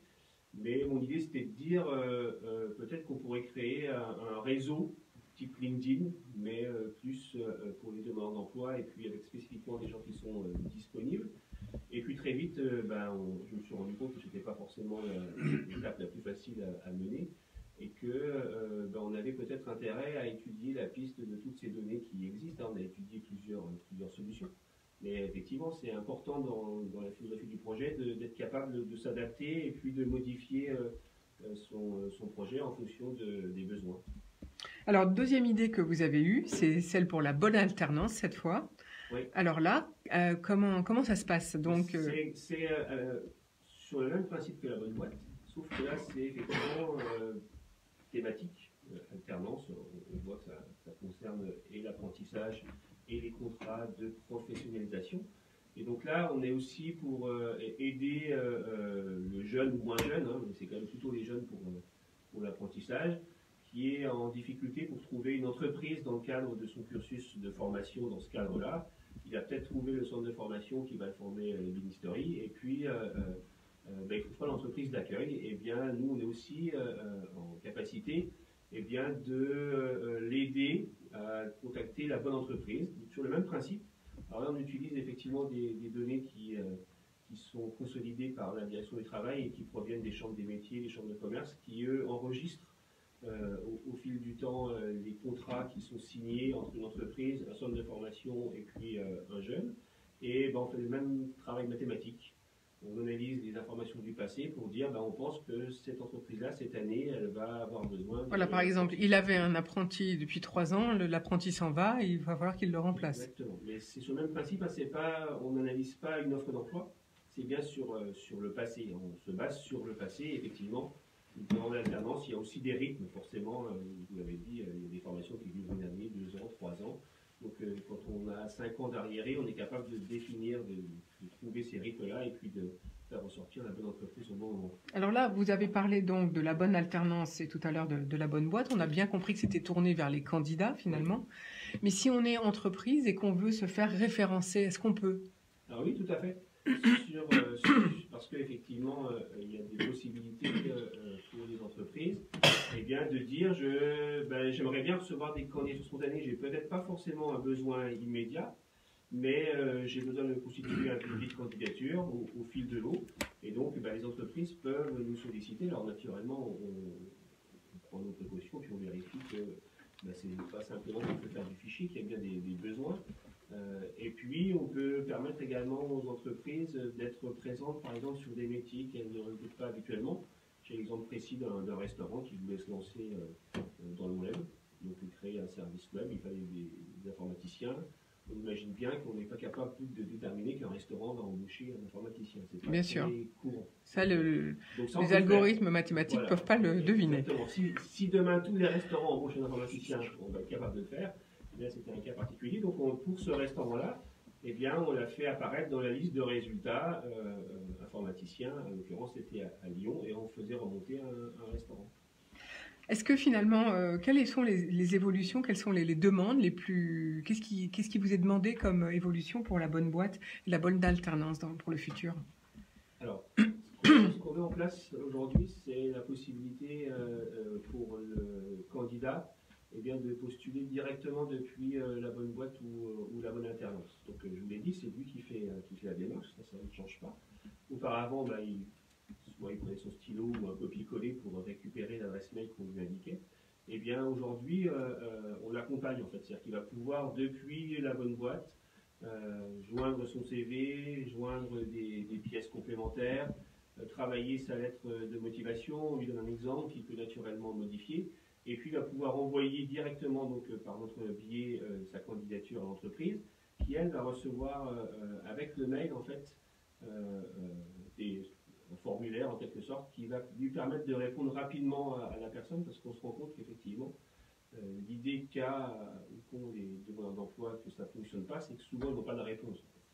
Et donc avec l'envoi de la candidature, on propose aux recruteurs, à l'entreprise, de répondre rapidement, de dire j'ai bien reçu votre candidature mais malheureusement elle ne m'intéresse pas, j'ai bien reçu ma candidature, j'en veux plus, ou elle m'intéresse. En général, si elle intéresse, il n'a pas besoin de nous. Bien sûr. Au téléphone et vous appelez le candidat. Par contre, c'est toujours difficile, dans tous les cas, de dire non à quelqu'un. Donc nous, on essaie de faciliter cet acte. C'est vrai que c'est pas agréable. En disant, écoutez, on sait que c'est pas sympa, mais c'est mieux pour la personne qui a candidaté d'avoir une réponse même négative, plutôt que de se dire, j'ai envoyé 4, 5, 10 candidatures, et j'attends des réponses et je ne sais pas, est-ce que ça va être positif ou non. Alors, avec donc Pôle emploi, vous avez parlé tout à l'heure d'Emploi Store. Oui. Il y a plus que ça finalement actuellement. Alors en fait, l'Emploi Store c'est un petit peu différent du mode startup. Ça date aussi de 2015 en fait. L'idée étant que sur les différents stores qu'on connaît, que ce soit chez Apple ou chez Google, si vous voulez être aidé à faire un CV, vous avez votre smartphone, vous tapez CV, puis vous aurez une liste longue comme le bras. Il y a plein de modèles. Est-ce qu'ils fonctionnent? Est-ce qu'ils sont réellement utiles? Ça, on ne sait pas. Donc l'Emploi Store, lui, c'est un peu la même chose, sauf que Pôle emploi vérifie que les services vont réellement permettre à la personne de retrouver un travail et puis sont efficients. Et donc il y a aussi une veille qui est faite régulièrement. Donc il y a des services qui entrent, des services qui sortent. Donc si vous êtes en recherche d'un emploi, que ce soit effectivement dans le cadre d'une recherche d'emploi classique, la création d'entreprise, un travail à l'étranger, ou la formation, la réflexion sur votre projet professionnel, et que vous vous dites peut-être que le numérique va pouvoir m'aider à réfléchir dans un premier temps et puis à être autonome, et bien sur l'Emploi Store, si vous mettez CV, vous êtes sûr que les services qu'on va vous présenter, ils sont efficaces, et puis c'est pas derrière, il n'y a pas de notion d'argent. Oui, c'est en adéquation avec. Voilà, puis c'est en adéquation avec son profil finalement. Exactement. Tout à fait. Alors ça c'est très intéressant chez Pôle emploi. Il y a beaucoup de types start-up qui sont en train d'être créés et financés, notamment des MOOC aussi. C'est ça? Sur l'Emploi Store, il y a des applications classiques, mais il y a aussi des MOOC, il y a aussi des webinars. Enfin, tout ce qui concerne l'emploi et qui peut passer par le numérique, vous allez le retrouver sur l'Emploi Store. Alors, si on est intéressé par la bonne boîte ou la bonne alternance, qu'est-ce qu'on tape sur Internet pour vous contacter? Vous avez deux solutions. La première, c'est celle que vous venez de dire, vous allez sur l'Emploi Store, puisqu'on est référencé naturellement sur l'Emploi Store. Sinon, effectivement, directement, vous tapez la bonne boîte ou la bonne alternance, et puis dans votre moteur de recherche, on va apparaître. Finalement, le mot Pôle emploi va être supprimé petit à petit. On va garder Emploi Store? Je ne sais pas si on va supprimer Pôle emploi, je ne pense pas que ça soit l'idée. L'Emploi Store est un service de Pôle emploi. D'ailleurs, quand vous êtes sur l'Emploi Store, vous voyez bien que vous êtes sur un service qui est hébergé par Pôle emploi. D'accord, mais le nom Pôle emploi va rester, c'est pas Emploi Store qui va devenir leader dans le marketing, ça on ne sait pas. Je ne sais pas. Bon, on attendra que Pôle emploi vienne répondre à la question peut-être dans quelques temps. On va passer la parole à Catherine Dablin qui veut vous poser une question. Alors, quand vous parlez de CV, moi qui recrute régulièrement, les CV types, quand on m'apporte un CV type, je lis la première, la dernière ligne et ça ne m'intéresse pas. Alors, Les CV, excusez-moi, Ouais. les CV qui m'intéressent, c'est les gens qui viennent et qui, même d'une façon mal tournée, expriment une envie, un projet, une passion. Ça, c'est la première chose. Et après, je veux bien que vous m'envoyiez les candidats avec grand plaisir. Alors, le CV, c'est la personne qui choisit le CV qu'elle souhaite. En fait. Nous, on ne lui donne pas de modèle de CV sur la bonne boîte. Et puis, pour répondre à votre question, il y a une start-up qui s'appelle Maintenant, qui permet de recruter sans CV. Donc, en fait, vous allez choisir une liste de compétences ou de savoir-être qui sont nécessaires. Et puis, il y a en face des candidats qui répondent aussi à ces questions. Et puis, on vérifie est-ce que les compétences que vous demandez, le savoir-être, correspondent. On vous met en relation. Et la condition, c'est que vous ne demandiez pas de CV, en fait. Ça, c'est très intéressant. J'ai envie d'une personne qui arrive à l'heure, qui respecte le client, qui sache faire des colorations. Et puis, si on a une personne en face qui a les mêmes critères, et ben on vous met directement en relation, vous l'appelez, et puis vous prenez un rendez-vous et vous discutez directement. Voilà, ça c'est vraiment dédié aux artisans, j'allais dire. Ça s'appelle Maintenant. Et donc, voilà, on n'est pas obligé de remplir un CV, mais si on a des compétences, on met en avant uniquement ses compétences, son téléphone, son nom, son prénom. Et comme ça, les TPE ou les artisans peuvent nous contacter d'ailleurs. C'est un recrutement immédiat. En plus, c'est vraiment formidable. Ça, c'est l'évolution des nouvelles technologies qui vous permet de faire ça, Eric Barthélémy. Alors, on va passer la parole à un autre artisan, et c'est Luc Tricard, donc qui fait de l'ébénisterie d'art, j'allais dire. Alors, est-ce que vous êtes d'accord avec Catherine Dablin-Montesanto au niveau de la passion? Est-ce que c'est pas ça qui vous guide? Évidemment, ça me fait sourire quand j'entends parler de passion, parce que nous sommes dans des métiers de passion. Nous sommes dans des métiers très difficiles, très compliqués, mais la passion nous anime et il y a quelque chose de merveilleux. Toute ma vie, j'ai travaillé, je me retourne et je vois les projets que j'ai faits. Et globalement, je suis quand même assez fier de ce qui s'est passé. Et ça, c'est quelque chose de merveilleux, parce que nous laissons une trace dans le temps. D'ailleurs, vous dites un meuble doit avoir une dimension poétique et artistique en même temps. Il doit raconter quelque chose. Oui, parce que les clients qui viennent nous voir ne viennent pas nous voir pour avoir un mobilier de production. Ils viennent nous voir en fait pour partager un projet. Le projet, on le construit ensemble.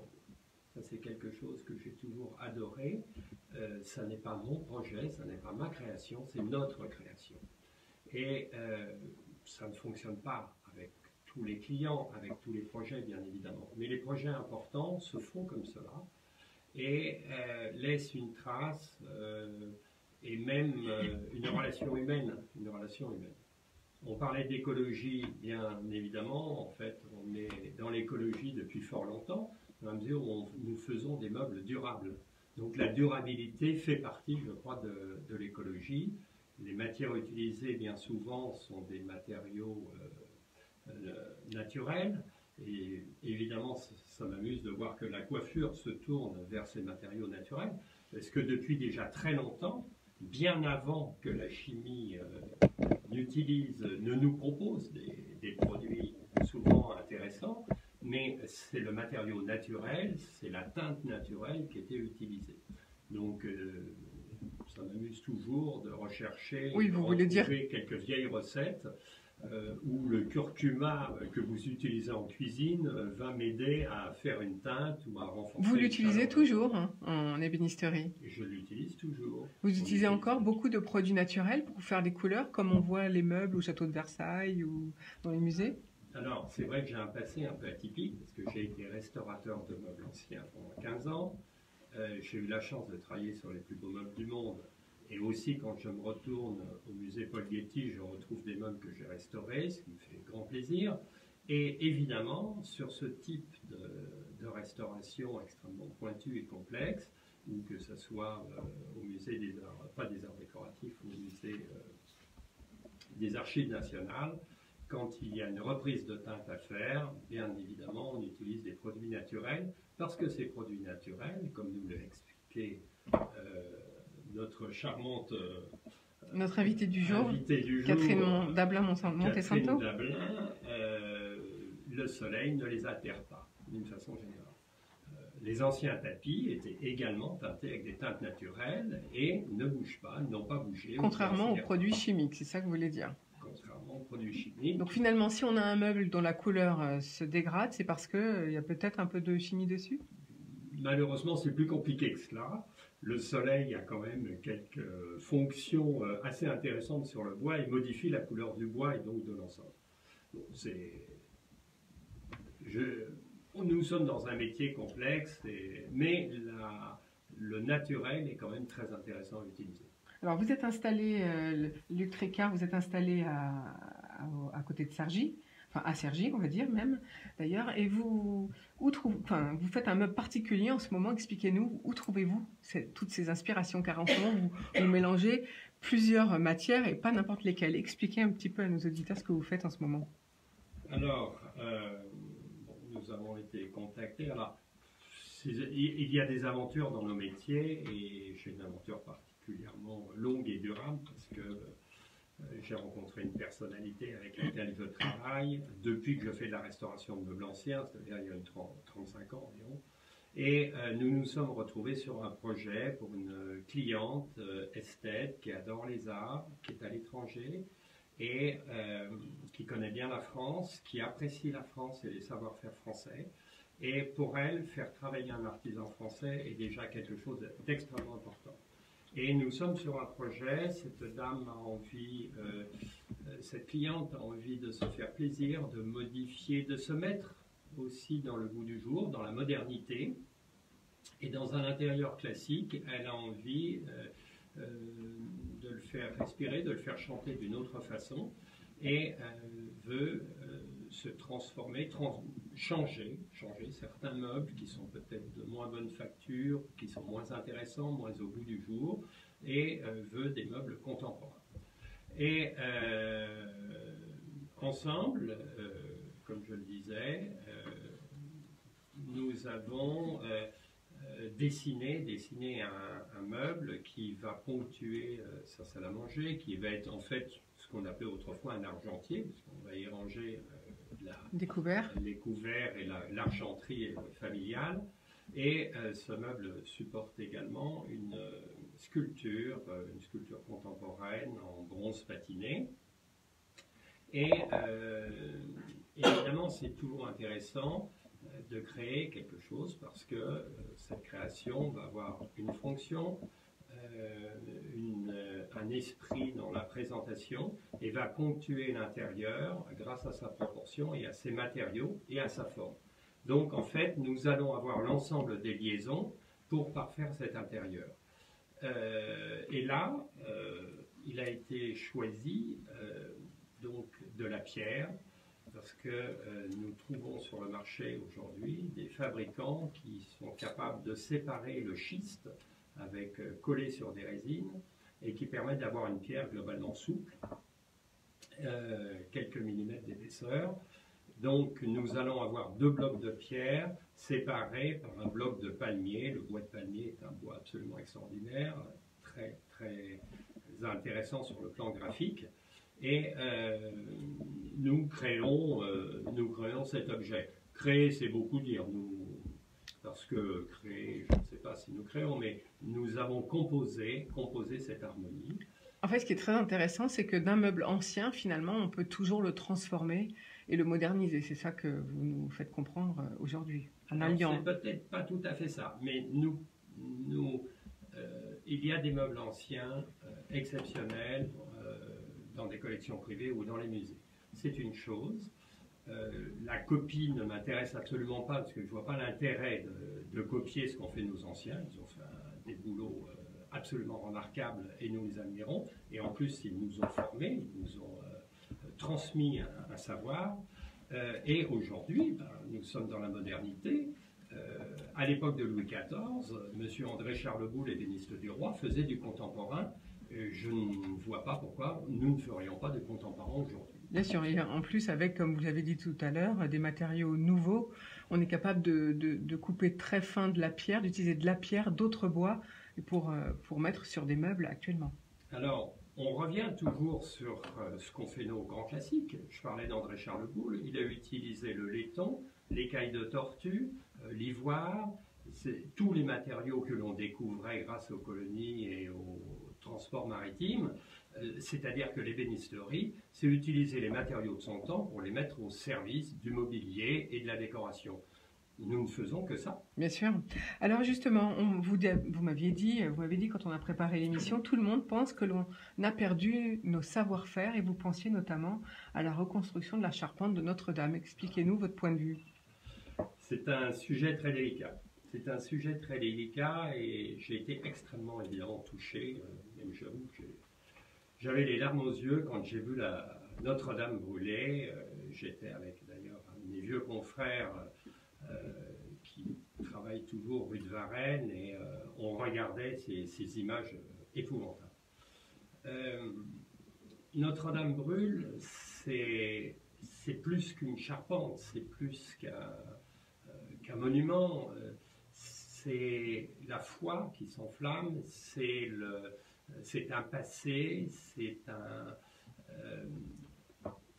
c'est pas l'œuvre pour moi, c'est l'âme de l'œuvre qui a disparu. Et ce qui m'a beaucoup gêné, bien que ça ne se fasse pas, notre président, je ne sais pour quelle raison, on peut les connaître, on peut les imaginer, veut que ce chantier se fasse extrêmement rapidement. Ce en quoi il a tout à fait raison. Nous devons restaurer ce monument. Mais doit-on le faire d'une façon classique ou pas?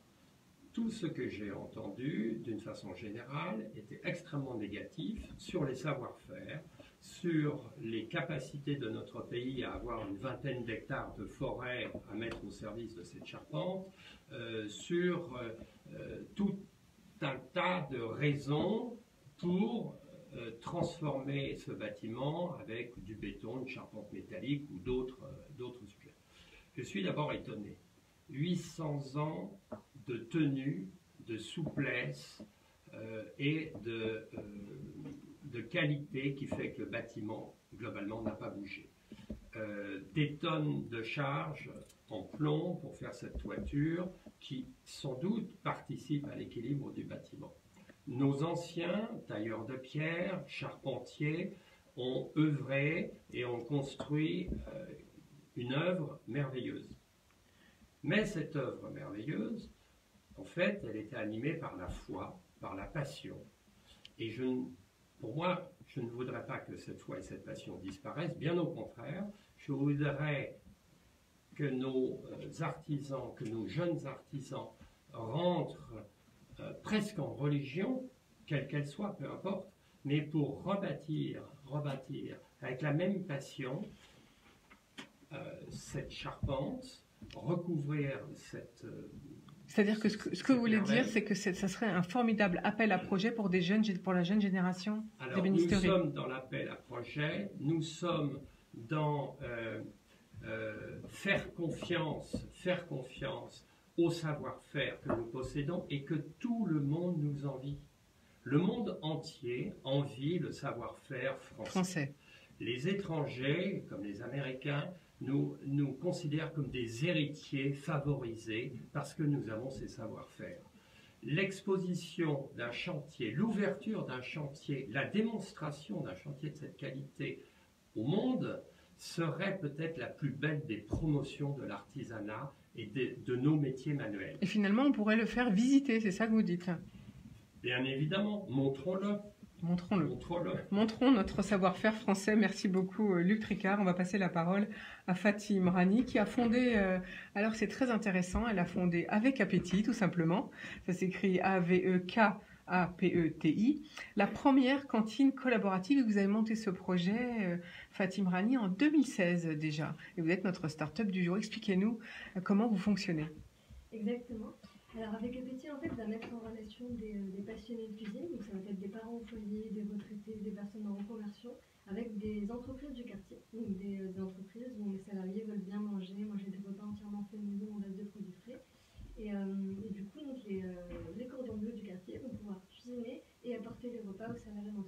Donc, on ne cuisine pas dans l'entreprise, pas forcément, parce que toutes les entreprises n'ont pas une cuisine installée, mais les personnes qui aiment la cuisine, ou les professionnels, viennent avec des plats tout prêts en entreprise. Exactement. Et vous chargez, votre objectif, c'est de trouver des clients qui veulent bien manger le midi, en tout cas pour que les salariés mangent bien le midi.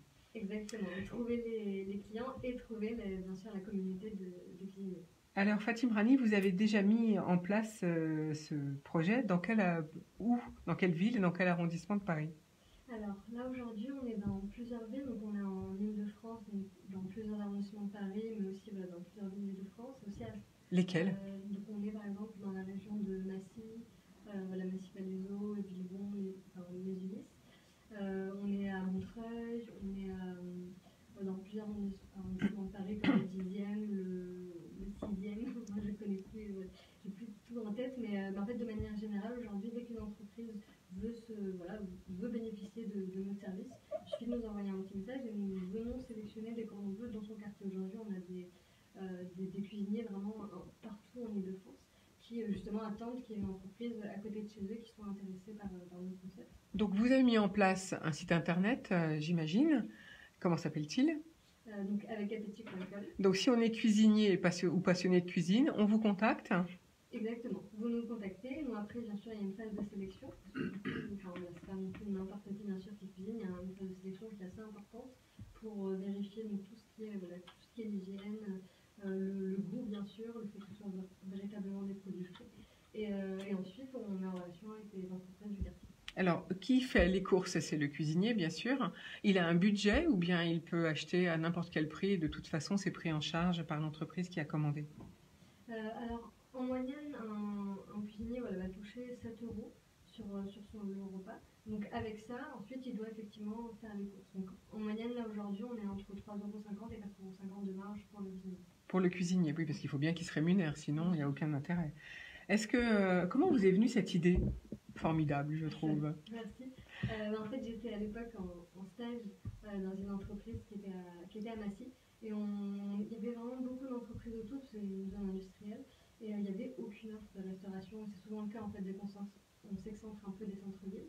Alors qu'il y avait vraiment des immeubles d'habitation tout autour, des maisons, donc potentiellement avec des personnes à la retraite, au foyer, au chômage. Et voilà, donc je suis allée en fait dans les marchés à la rencontre des personnes qui faisaient leurs courses. Donc carrément, vous avez interpellé les gens dans la rue pour commencer votre entreprise, c'est ça? Exactement. Donc vous êtes bien culotté. Et au final, il y a eu des commandes alors que j'avais fait avec une feuille A4. Et finalement, au bout du compte, 5 ans plus tard, vous avez déjà une belle clientèle. Ouais, 3 ans. Ça fait 3 ans qu'on a. 3 ans que vous avez bien commencé. Et là, du coup, oui, on a plusieurs groupes, on a à la fois des PME, des grands groupes, des startups. On travaille avec la SNCF, Leroy Merlin, Emmaüs, puis des startups, des PME. Donc, ce sont des contrats que vous pouvez mettre à disposition pour les entreprises à l'année, finalement? C'est ça? Exactement, mais il y a aucun engagement. En fait. Donc, l'entreprise, on doit effectivement signer un partenariat avec l'entreprise pour que les salariés puissent bénéficier de leur service. Sinon, ils n'auront pas accès à des menus chez eux. Et ensuite, il n'y a aucun engagement, donc on lance ça, et puis si l'entreprise finalement n'a pas envie, on peut arrêter tout. Mais c'est jamais arrivé pour l'instant. Combien de jours avant faut-il commander finalement? Si on veut bénéficier de ces services, comment faut s'y prendre si on est une entreprise qui n'est pas encore signataire d'Avec Appétit? Alors en fait, on a 2 offres. Donc l'offre cantine, où l'objectif c'est vraiment en fait de proposer une cantine aux PME, donc ils ne peuvent pas se permettre d'avoir une cantine type Sodexo ou autre, mais vraiment une cantine locale, sociale, avec du fait maison. Et donc là, les collaborateurs peuvent commander le jour même avant 11h30, à partir du moment où on a un partenariat avec l'entreprise. Et une autre... donc on peut se décider à la dernière minute. Exactement. Et une autre solution qui est la solution plateau repas, où là n'importe quelle entreprise, même si on n'a pas de partenariat avec eux, peut commander à partir du moment où il y a un minimum de 8 commandes et qu'on nous prévient moins 24 heures à l'avance. Donc c'est plus pour des réunions, des déjeuners d'équipe ponctuels. Et là, vous pouvez livrer ces plateaux repas sur combien de kilomètres sur Paris et l'Île-de-France? En moyenne, un cuisinier va livrer...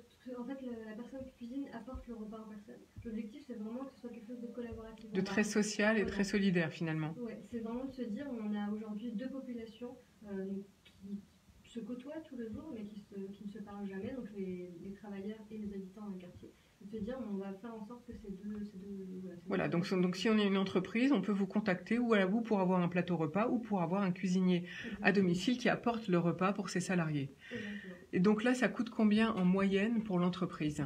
Alors en moyenne, c'est entre 9,90 € le par repas, voilà, par personne. Par personne pour la cantine. Et pour les plateaux repas, c'est à partir de 11 €. Alors, par contre, parlons maintenant de votre côté manager. Quels sont les défis pour vous en 2019? Alors, donc, là, déjà, on a une belle croissance. On est passé notamment de 3 à 15 personnes dans l'équipe en moins d'un an. Donc, il y a eu des défis managériaux qui sont assez importants, notamment en termes de recrutement, en termes de fidélisation, etc. Et donc là, maintenant, l'objectif principal, ça va être vraiment des challenges commerciaux parce qu'en fait on a démontré qu'avec Appétit fonctionne, que ce soit des cuisiniers ou les salariés sont contents du service. Maintenant l'objectif c'est vraiment de développer beaucoup plus rapidement. On est déjà présent dans 7 villes de France, notamment dans le sud et Strasbourg, Nantes, Montpellier, Bordeaux. Et voilà, c'est de continuer un peu cette voilà, donc en 3 ans, vous vous êtes développé dans 7 villes de France. Ouais. Et l'objectif, c'est de croître sur plus, bien sûr, plus de villes, en tout cas là où il y a des entreprises. Exactement. Donc c'est presque toute la France finalement. Oui, et après d'autres pays. Et après, donc, de partir éventuellement conquérir l'Europe? J'espère, oui. Notamment la Belgique déjà qui est assez proche. Financièrement, comment avez-vous développé votre entreprise? Est-ce que vous avez fait appel à des business angels? Est-ce que vous avez fait du coaching? Alors oui, on a fait, parce que c'est vrai que voilà, pour l'instant, nous, on prend en fait juste une petite commission sur les transactions, donc ça ne permet pas pour l'instant d'être rentable. Par contre, on a fait appel à des business angels, donc on a réalisé 2 levées de fonds au total, voilà, qui représentent à peu près 1 million d'euros. Pour vous lever et pour lever donc pour monter cette entreprise et de pouvoir rester finalement de travailler dans le domaine de l'économie solidaire et sociale. Ouais. Hein, alors si on est intéressé par vos services, comment fait-on pour vous contacter, Fatim Rani? Alors vraiment sur le site internet, donc avec appétit.com, là vous pouvez soit si vous êtes un client, vous avez vraiment le process, vous pouvez commander un plateau repas, vous pouvez nous envoyer un petit mail pour qu'on installe la cantine chez vous. Ou si vous êtes un cuisinier, vous pouvez nous contacter, comme ça on vous contacte pour vous dire si on a des entreprises dans votre quartier ou pas. Merci beaucoup à tous pour votre présence en studio ce matin. Vous avez vu plein d'idées originales aujourd'hui, c'est vraiment formidable, le 21e siècle. En tout cas, moi je vous souhaite une très belle journée et je vous dis à mercredi.